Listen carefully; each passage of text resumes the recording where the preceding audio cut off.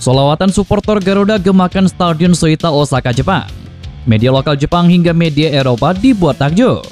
Tidak ingin remehkan timnas Indonesia, Hajime Moriyasu mewaspadai dua pilar penting skuad Garuda malam ini, serta beberapa berita timnas Indonesia hari ini.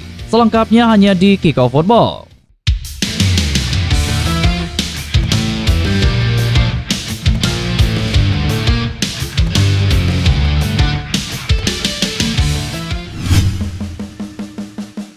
Patrick Kluivert memberikan pandangannya soal pemilihan pemain di timnas Indonesia. Ia menjelaskan pentingnya untuk menyeimbangkan komposisi pemain lokal dan juga diaspora. Pada pertandingan terakhir, timnas Indonesia menjamu Cina di Stadion Gelora Bung Karno 5 Juni lalu dalam laga ronde ketiga kualifikasi Piala Dunia. Di laga tersebut, Kluivert menurunkan 4 pemain lokal dalam starting lineup, yakni Rizky Ridho, Yaakob Sayuri, Egy Maulana Fikri, dan juga Ricky Kambuaya. Kita harus mencampurkan antara pemain lokal dan juga diaspora. Itu yang ingin saya lakukan. Setiap pemain yang bergabung di timnas Indonesia melengkapi kepingan puzzle. Itu yang saya katakan kepada semua pemain di tim kami. Semua harus merendah di tim ini. Dan menurut saya, itu adalah hal yang terpenting. Kami tahu kami akan menghadapi tim yang sangat kuat. Kami baru saja mendapatkan hasil yang bagus melawan Cina yang kami mainkan di kandang. Jadi kami punya kepercayaan diri. Tetapi tentu saja, Jepang juga punya kepercayaan diri sendiri karena akan bermain di kandang mereka. Jadi kami akan mencoba bermain sebaik mungkin untuk mendapatkan hasil yang bagus, kata Patrick Kluivert. Perkembangan pesat timnas Indonesia saat ini menyorot perhatian banyak orang. Salah satunya legenda timnas Jepang, yakni Keisuke Honda. Keisuke Honda merupakan ex-kapten timnas Jepang yang bermain untuk Samurai Biru pada rentang tahun 2008 hingga tahun 2018. Di puncak karirnya, ia pernah direkrut AC Milan dan bermain pada periode 2014 sampai 2017. Dengan segudang pengalamannya, Honda tentu memiliki pandangan tersendiri soal peta kekuatan sepak bola Asia. Satu hal yang membuat ia kaget adalah perkembangan timnas Indonesia. Saya rasa kalian lebih tahu dari saya, tetapi saya baru saja melihat hasil terkini timnas Indonesia. Itu membuat saya terkejut. Jadi saya rasa banyak pemain bagus yang bermain. Saya rasa pemain muda meningkat. Dan saya dengar kalian lolos ke babak berikutnya. Jadi kalian masih punya kesempatan untuk bermain di Piala Dunia, kata Keisuke Honda. Selain itu, Keisuke Honda memiliki wejangan untuk para pemain muda Indonesia. Pada intinya, tidak ada sukses yang tercipta dalam semalam. Para pemain muda Indonesia harus bekerja keras demi hal tersebut. Honda menerangkan, semua pesepak bola legendaris pasti melewati fase kerja keras sebelum meraih kesuksesan. Ia mengambil contoh Cristiano Ronaldo dan juga Lionel Messi. Tidak ada saran yang istimewa. Tetapi sekali lagi, saya pikir tidak ada keajaiban untuk menjadi pemain hebat. Itu sangat sederhana. Seperti Messi dan Cristiano Ronaldo, pemain legenda lainnya. Saya pikir melakukan banyak upaya ketika mereka masih anak-anak, sepanjang waktu, bermain dan menantang. Dan bahkan jika mereka membuat kesalahan, mereka melakukannya lagi. Saya tidak punya saran selain itu untuk anak-anak, kata Keisuke Honda. Jepang kontra Indonesia sudah tidak berpengaruh apa-apa bagi kedua tim di ronde ketiga kualifikasi Piala Dunia. Tetapi, ada ranking FIFA yang dipertaruhkan. Jepang kontra Indonesia menjadi salah satu laga terakhir di grup C ronde ketiga kualifikasi Piala Dunia. Laga akan dimainkan di Osaka pada Selasa malam ini. Timnas Jepang sudah dipastikan maju ke putaran final Piala Dunia 2026. Timnas Indonesia dipastikan maju ke ronde keempat. Jepang sebelumnya kalah dari Australia 0-1. Itu membuat Samurai Biru diproyeksi turun 2 peringkat, menjadi peringkat ke-17. Indonesia sebelumnya menang atas Cina 1-0. Itu membuat skuad Garuda diproyeksi naik ke-17 dari peringkat ke-123. Di laga Jepang kontra Indonesia, Samurai Biru butuh kemenangan agar tidak merosot lagi.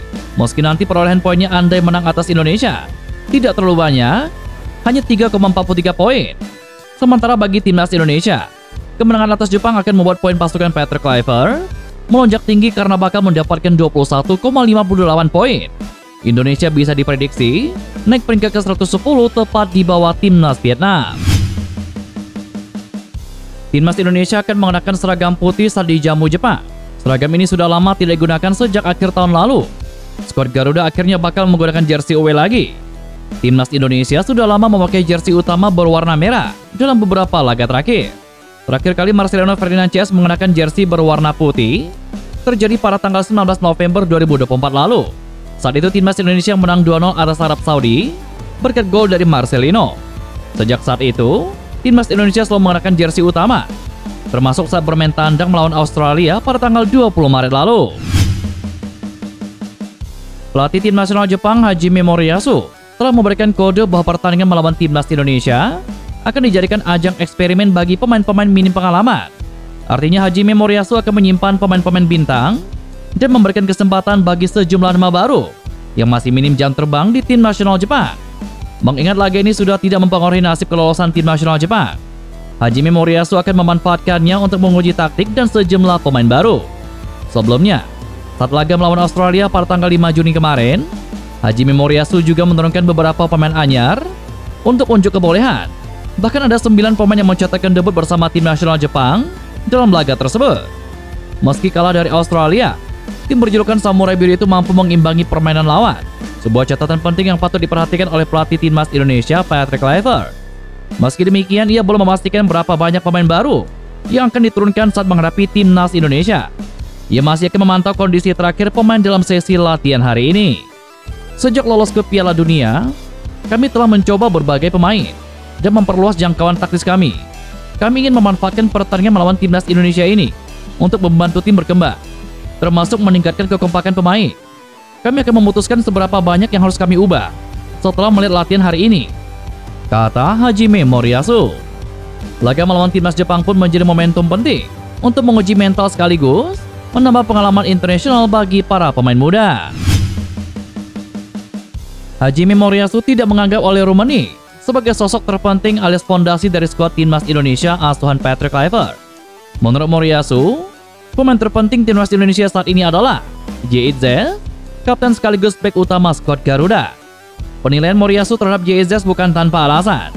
Peran bek Venezia itu memang sangat vital, bukan hanya di lini belakang, tetapi juga dalam pengambilan keputusan penting di atas lapangan.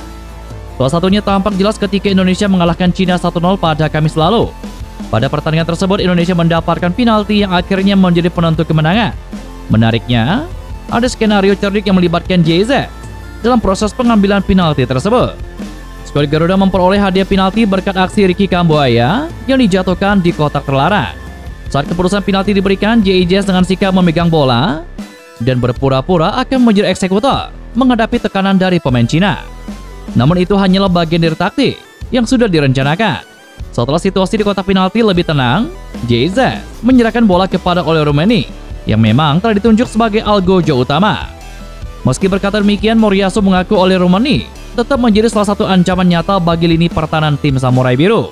Skenario penalti tersebut memang sudah dibahas sebelum laga. Gelandang timnas Indonesia Tom Haye mengatakan bahwa semua pemain telah mengetahui bahwa Oleh Rummenigge adalah penendang utama, sementara pemain lain termasuk JIZ bertugas mengalihkan perhatian lawan. Pertama-tama, Indonesia adalah tim yang sangat solid. Tetapi menurut saya, Kapten JIZ inti dari tim itu. J bermain baik di lini belakang, dan saya ingin para pemain fokus pada gol dan menerobos pertahanan. Saya pikir bukan hanya satu pemain, tetapi beberapa pemain yang memiliki kemampuan untuk mencetak skor, kata Hajime Moriyasu. Di sisi lain, laga malam ini kontra Jepang dipastikan akan dihadiri oleh ribuan supporter Garuda yang berdomisili di negara Jepang. Stadion Suita Osaka, Jepang akan dipenuhi oleh suara-suara lantang dari para supporter Indonesia yang dikenal sangat tanda kutip berisik setiap kali melakukan away ke suatu negara tempat tim kebanggaan mereka bertanding. Dan itulah beberapa berita timnas Indonesia hari ini. Jangan lupa nantikan berita-berita seputar timnas Indonesia selanjutnya hanya di Kickoff Football.